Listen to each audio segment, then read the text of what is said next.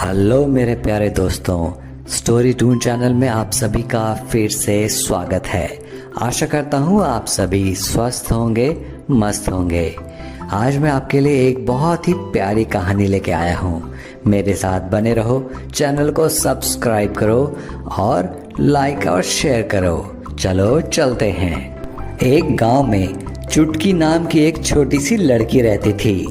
चुटकी को पौधे लगाने का बहुत शौक था। एक दिन उसके पिताजी ने उसे एक छोटा सा बीज दिया और कहा, इसे ध्यान से उगाना, यह एक बहुत खास बीज है। चुटकी ने उस बीज को अपने छोटे से बागीचे में लगा दिया और उसे रोज पानी देने लगी। एक दिन चुटकी ने देखा कि उस बीज से एक छोटा सा पौधा उगने लगा है। उस पौधे की पत्तियां बिल्कुल चमक रही थी, जैसे कि वो सोना हो। चुटकी ने अपने माँ से कहा, माँ देखो, यह पौधा तो जादुई लगता है। उसकी माँ हंसकर बोली, हाँ लगता है, सच में बहुत खास है। चुटकी उस पौधे की और अच्छे से देखभाल करने लगी। रोज उसे पानी देती, ध्यान रखती और उसके पास बैठकर कहानियां सुनाने लगी। कुछ हफ्तों के बाद पौधा इतना बड़ा हो गया कि उस पर रंग बिरंगे फूल खिलने लगे।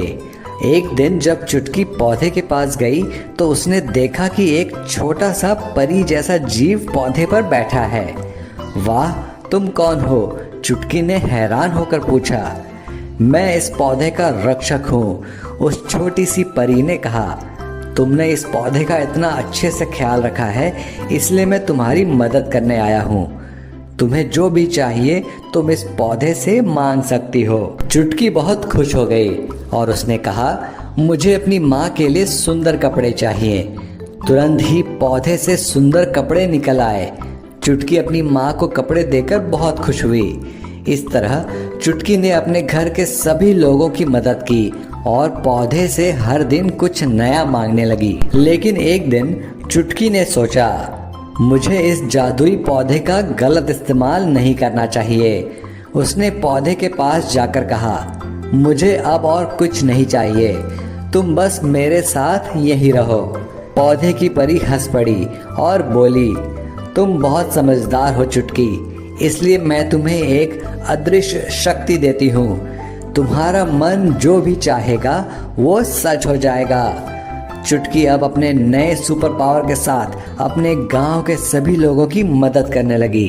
तो इस तरह चुटकी और उसका जादुई पौधा गांव के सभी लोगों के लिए एक आशीर्वाद बन गया।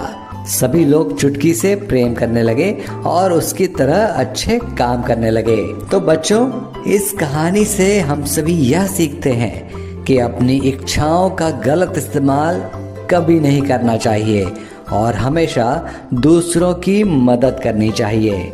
तो प्यारे बच्चों, आज की कहानी से हमें ये सीखने को मिलता है कि हमें अपनी इच्छाओं का गलत इस्तेमाल कभी नहीं करना चाहिए। हमें अपनी शक्तियों को पहचानना चाहिए और दूसरों की मदद करने के लिए हमें हमेशा तैयार रहना चाहिए। तो बच्चों, हमारे साथ बने रहो, नई नई कहानियाँ लाता रहूँगा। अपना ध्यान रखो। Bye bye.